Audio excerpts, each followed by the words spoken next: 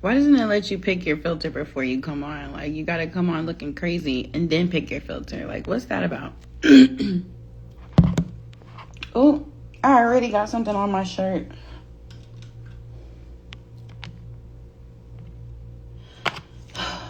All right, I'm in a whole new city. I was just in Atlanta. Now I'm in Springfield, Missouri. That's very random, I know. But I'm here for a purpose. I'm still able to knock out. That's one of those feelings where you're so tired, but your body won't let you fall asleep. I hate when that happens. Like, you're so tired, but you still can't sleep. That's the worst feeling ever.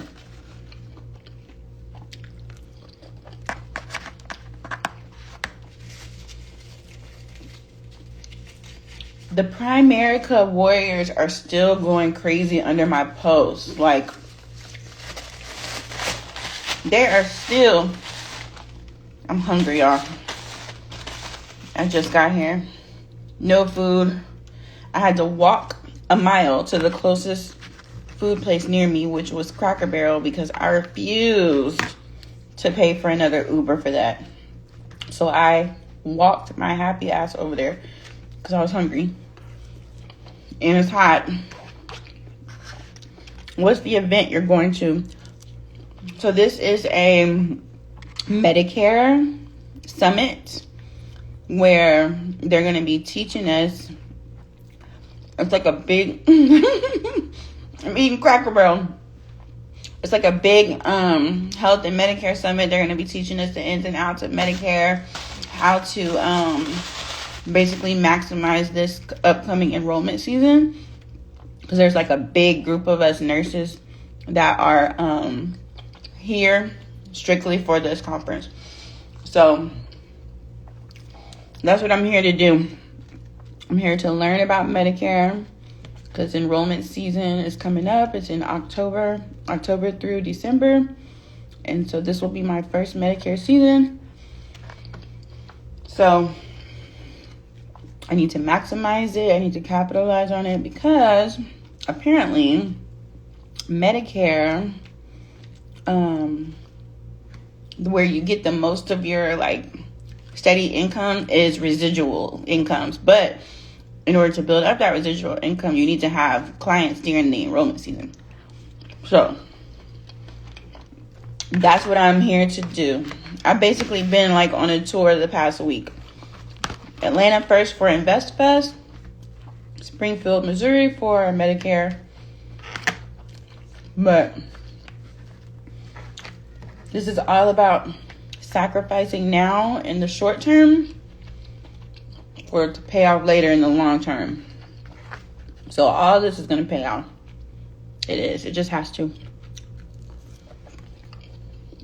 It just has to. Because I'm putting in the work. And if you put in the work, it's going to pay off. It will. It will.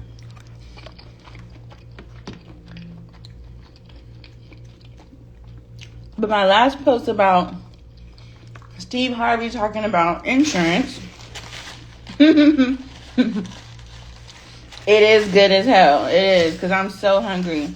I didn't eat nothing last night or this morning because I'm kind of weird on planes now. Like,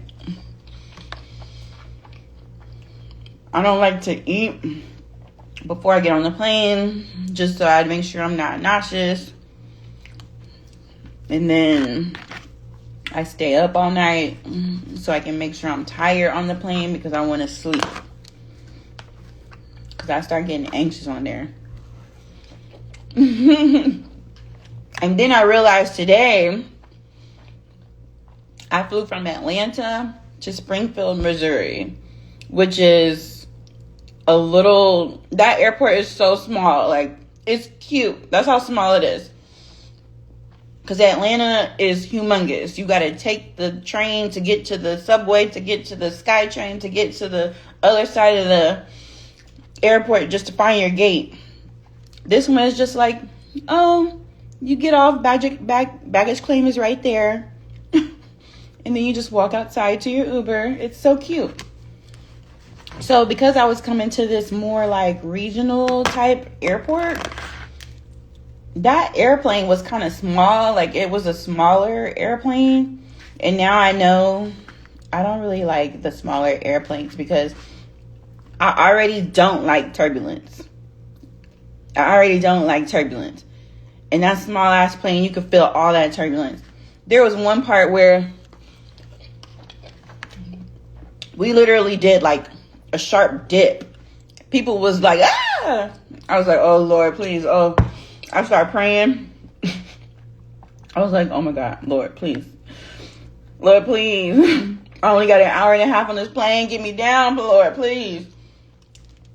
Yeah. I don't like them little bitty planes. And now, on Wednesday, when I fly home to Houston, I'm going to be on another small plane. So, just say a prayer for me. But, as I was saying about my last post with Steve Harvey, all these people getting on there talking about, oh, it's bad advice. Oh, don't listen to him. Oh, insurance is not an investment. Oh my God. And I already know who they work for. They don't even have to say it. I know who they work for. Because they're the only people that do that. But my thing is like, I would hate to have to work for a company to where I have to try and convince other people and convince myself that every other life insurance product is bad just so I can sell my one product that I have. Because they literally only have one product to sell, which is term insurance. Which, yes, everybody needs a term insurance policy. And then their term doesn't even have living benefits. So it's like they really don't have a way to serve the customer in totality. And so they have to try and convince you that everything else is bad because they only have that one thing to sell you. I would hate to have to be stuck to that one thing like that.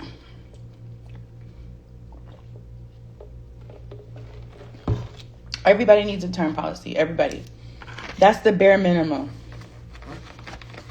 Yes, I agree with them on that. But they say, get a term policy and invest the rest. How many people you know invest? How many people you know are going to actually take that money and invest it? Most people are not. So if they put it in something that automatically does it for them, how is that a bad thing? Not only does it do it for them, when they die, their family still gets a death benefit. How's that a bad thing? The brainwashing is incredible. It really is.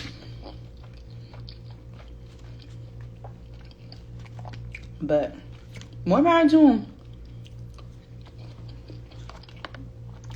I don't knock their hustle, but what you coming under my post with that for? Make your own post. Make your own post where you're countering what Steve said. Because I don't really care what you say under my post. You can't convince me that it's bad. You can't convince.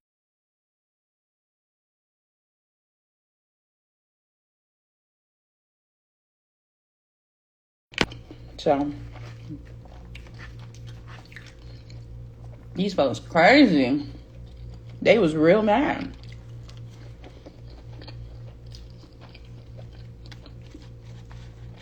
And I know they're bots or trolls because they either don't have a profile picture at all, or one of them has their profile picture is a picture of a lady's butt. Like, please be for real with yourself, sir.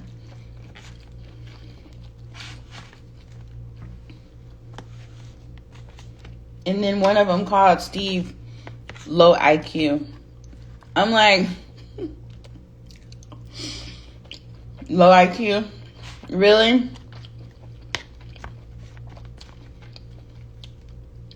Someone is not going to amass the kind of success that he has amassed if he's low IQ. I'm going to listen to him over you any day. So go sell your one-term product over there. You ain't got to come on my page.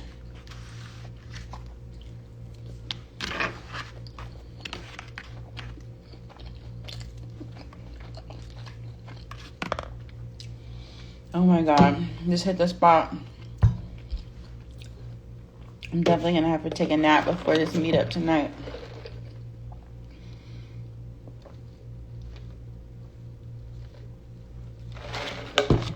And let me just talk about InvestFest really quick. First of all, I soaked up so much information that I feel like my brain is like a balloon. Like, I have 3 books to read.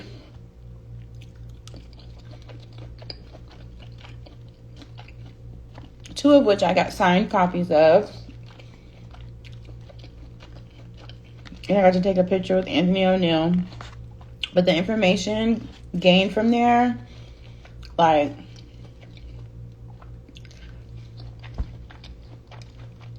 if you go to InvestFest and get nothing out of it,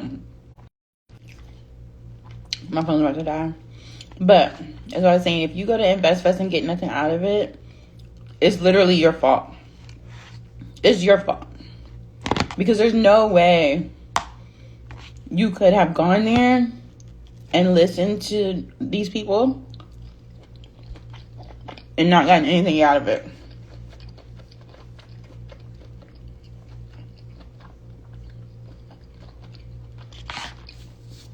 And then the people calling it a scam. Oh, they're just scamming people. InvestFest is scam fest. It's a scam. It's a scam. Scam, scam, scam. Everything is a scam online. Everything is a scam online. But now I know. I have been wanting to go first.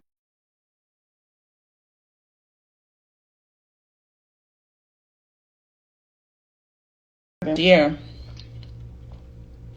And now I know for sure, if you're calling it a scam, you've never been there. That's the only thing I can say. The people calling it a scam have never actually been there.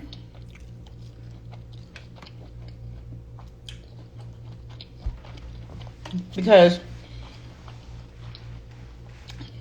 the free game that was given, the practical tools that you can take home and start utilizing and make money today with there, how can you call that a scam? The amount of people that came there and actually made money, how do you call that a scam? The people that, there was like 400, I think they said, 400 plus small businesses in the vendor marketplace making money because there was 30,000 people there. So these people made a ton of money. Hey, KP. These people made a ton of money.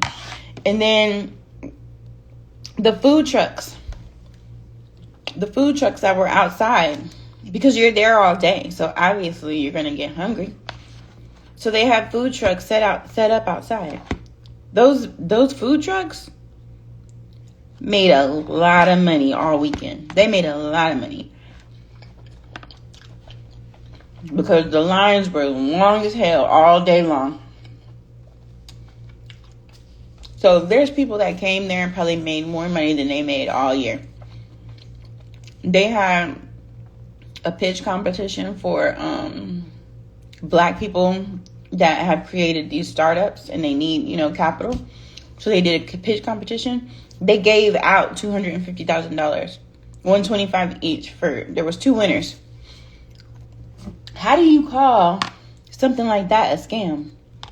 They awarded 100 plus people with green jackets because those people, they invested in something that gave them 1,000+% return. These are regular, everyday people. These are not influencers. These are not celebrities. Because people get caught up in, oh, well, y'all have Diddy there. Y'all have 50 Cent there. All y'all care about is the celebrities and blah, blah, blah. But no, these people that have got 1,000% and more rate of return on something they invested in, those were everyday regular people. None of them were celebrities. One of them was actually Troy's brother. Which, if you think about it, if his own brother is just now getting a green jacket and they've been doing this for 6 years, obviously he's not just like giving it to him. He had to work for it. How do you call something like that a scam? Black people, sometimes we do too much. Like our mentality can be very much crabs in a barrel. And it's sad, really.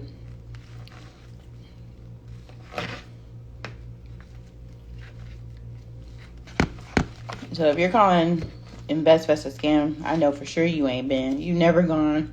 You just repeating something you heard online. Stop being a follower. Go see for yourself. That's what I did. And I loved every minute of it, and I will definitely be back. Until they stop doing it. I'm going every year.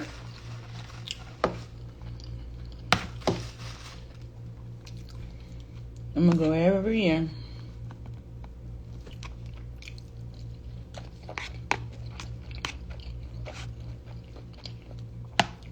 Okay, I guess I better try and get a little bit of rest before I have to go to this meetup tonight. But I'm excited for the next couple days to learn about Medicare and really try and like come up with a game plan of how I'm going into this enrollment season, because I need this enrollment season to be really, really good so I can set up 2027 to look